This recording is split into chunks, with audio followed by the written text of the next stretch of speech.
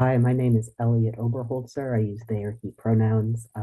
I am currently mainly an immigration attorney based in Western Massachusetts.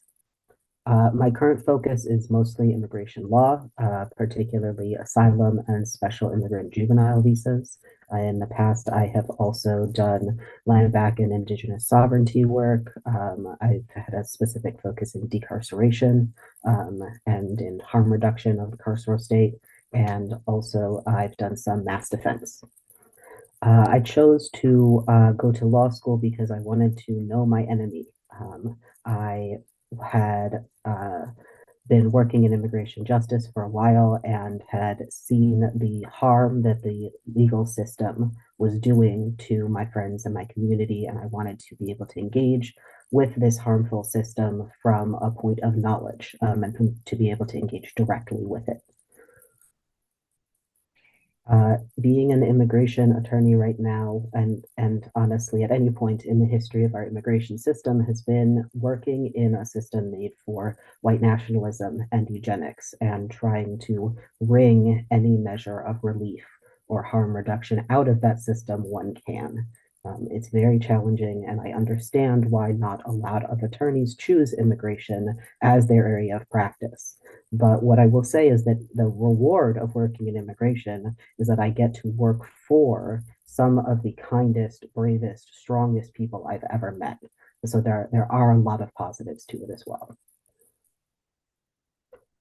Um, the worst time in my life was the time when I felt like I wasn't doing anything and there was nothing I could do to prevent all of the bad things that I saw happening around me.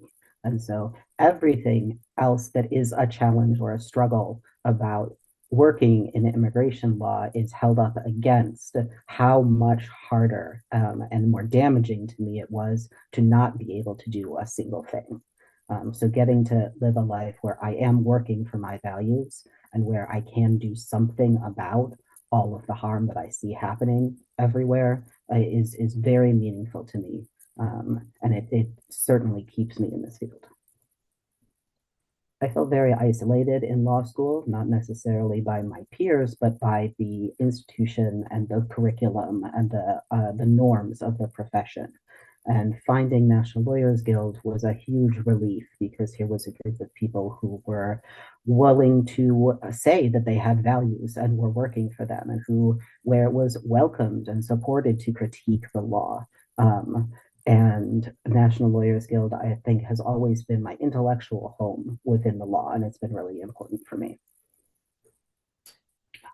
I have found that most of the lawyers who are doing the work that I respect the most and that I want to learn from the most are involved with NLG in some respect.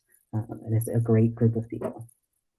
I I appreciate so much all of the work that other NLG lawyers are doing, and that I hope that we're taking some time within this work to really think about how much we are identifying with the law as opposed to identifying as people who are in struggle with the institution of law.